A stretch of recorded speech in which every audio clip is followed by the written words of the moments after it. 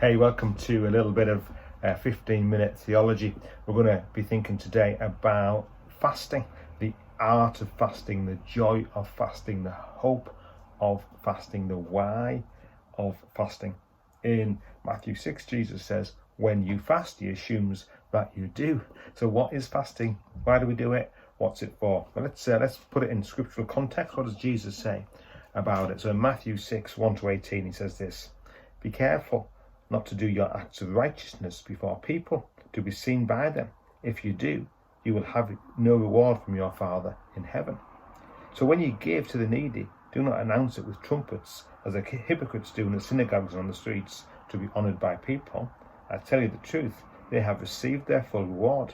But when you give to the needy, do not let your left hand know what your right hand is doing, so that your giving may be in secret.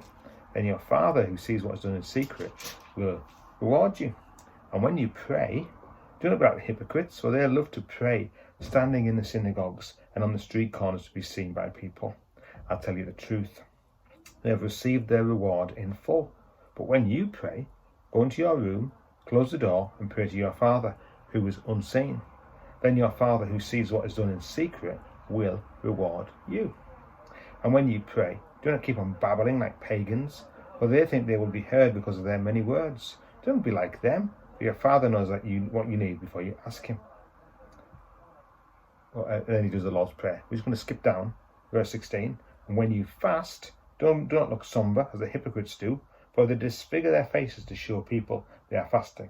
I tell you the truth, they have received their reward in full. But when you fast, put oil on your head and wash your face, so that it will not be obvious to people that you are fasting, but only your Father, who is unseen, and your Father, who sees what is done in secret, will reward you. Oh, look at that, amazing. And Jesus has these three venues: when you give to the needy, and when you pray, and when you fast. And I think the first two of them we take for granted, don't we? We are a people that give. We give to the needy. I'm telling my righteousness before people, but today I was able to do a bit of shopping for a couple of people who were in need on your behalf as the pastor of the church. Like that's normal, isn't it?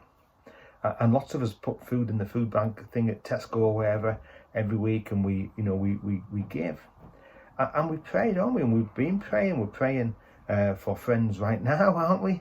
Who are facing very, very difficult situations and circumstances. So we, when you give, yeah, get that. When you pray, we get that. But then he says, when you fast, and we've divorced fasting from the other two things. We've kind of gone, well, fasting's for the leadership team, fasting's for the religious, fasting's for Muslims. Some people have let fasting become a Muslim thing. Now they got it off us, and we got it off Jesus. And Jesus got it from his Jewish heritage, because as Jews fast. In the Old Testament, there is a requirement to fast just once a year. There's a requirement just to fast one day a year on the Day of Atonement. Leviticus 23 will tell you about that. So I would say to you, there's a requirement that you would fast at least once a day. But Jesus is talking to people who have elongated that, if you like, who fast more. John the Baptist's disciples, they fast. Jesus has this little argument, doesn't he? My guys aren't fasting at the moment, but they will. And we're in the but they will time, aren't we? Zechariah 8 says that the fasting will turn to feasting when the Messiah comes. So that's why Jesus' disciples aren't fasting, because the Messiah has come. Jesus is here.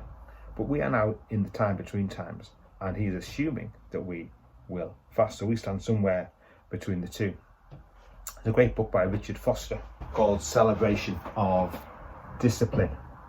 And it's an old book, but Foster in this says between the 1860s and the 1950s, he couldn't find any Christian literature on fasting, which is incredible. I mean, people like Charles Spurgeon in the Victorian era, he said that fasting was part of the power of the church, and the times that the church touched heaven was when the church was together in fasting. So we lost it for many years, and we're rediscovering it.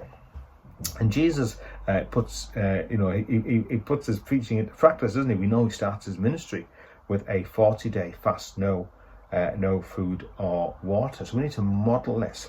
And as a leadership team, we fast once a week, or we try to. Sometimes things get in the way, it doesn't happen. We're not religious about that, but we try to fast once a week, and certainly that's my habit, at least going at least a day without food.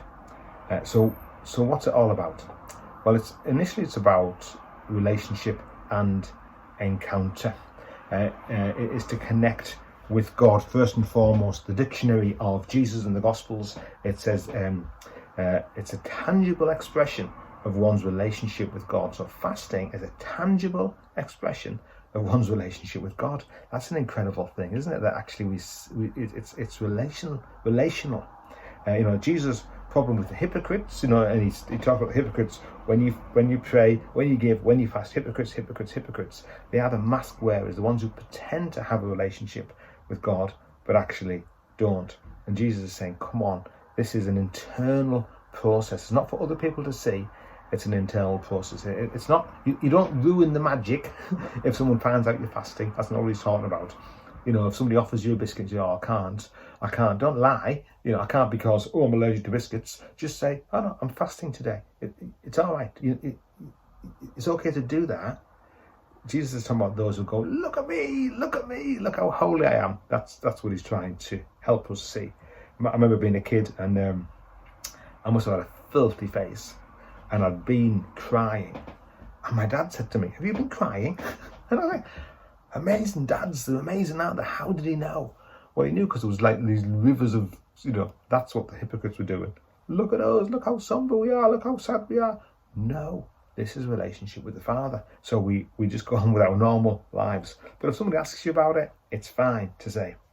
The primary purpose must always be to meet God. Why do we give? Out of worship to God. Why do we pray? Out of devotion and connection to God. Why do we fast? For the same reasons. And Jesus says, doesn't he, that fasting will bring reward, giving will bring reward, praying will bring reward. We don't always think about reward, but it's very important. These things bring reward. You will be rewarded by him. It doesn't mean you're going to get a bag of cash. It means that this activity does something. It does something in your soul. It does something in your connection with the Lord, and it brings breakthrough. Throughout Scripture, we have the people of God fasting. Moses fasts to hear God. David prays and fasts after the loss of Jonathan. And Saul prays and fasts for the life of one of his children. Jehoshaphat, he fasts, doesn't he, to save the city. Esther, we're studying Esther right now as a church. Esther calls a fast, prays and fasts. Daniel fasts. We'll talk about his fast in a minute. Very interesting. Jesus fasts. Paul and Barnabas, Acts 13 and 14, they fast. This is a normal thing. In the more modern world, or pre-modern world, John Wesley, he assumed that anybody who was coming forward to be a Methodist minister would fast twice a week, not once a week. Once a week, that's normal folk. Twice a week if you want to be a pastor. So it's about breakthrough, it's about sacrifice, it's about obedience. We have a bit of a supersize me generation, don't we? So it won't do you any harm anyway to go a day or two without food, and it will do something amazing for your relationship, and it will bring breakthrough. So let's think about how do you fast? Well, the Bible's got quite a few different fasts, so we can pick up on a few different ideas here. Daniel has this fast where he fasts delicacies. They don't use any lotions, no deodorant. Interesting. They don't have any delicacies. They don't have any meat. He goes veggie. So he goes veggie for is it 40 days? He goes veggie for, but he basically gets rid of anything that is a delicacy. So you might want to think about that. You might be going, well, you know what? Fasting a whole meal, or 2 or 3 or 4 whole meals in a row, that might cause me physical harm, especially if you're diabetic or an associated sort of illness. Well, why don't you go, well, okay then, I won't have any chocolate, I won't have any milk in me tea and coffee, I'll go veggie. And you use that time, you as you're thinking about what you're eating, that's when you pray. Jesus goes the other way, 40 days. 40-day fast, that's a fantastic little term, 40 days. And I know people who've done 40-day fasts in the friends of mine, amazing things. I haven't quite managed that. I haven't actually tried. The longest I've done is about 36 hours, and I've started to feel really unwell. I don't think that's the point. The point isn't flagellation to make yourself feel unwell. The point is to focus your mind, to pray. I am fasting today. Why? Because I am praying today. I want breakthrough in the health of my friend, and so I am fasting. And every time I feel hungry, which I do right now at about 1 o'clock in the afternoon, I am praying. See, that's how it works. So start slowly. Richard Foster, who kind of writes the book on this stuff in the modern world, he says start by missing a meal.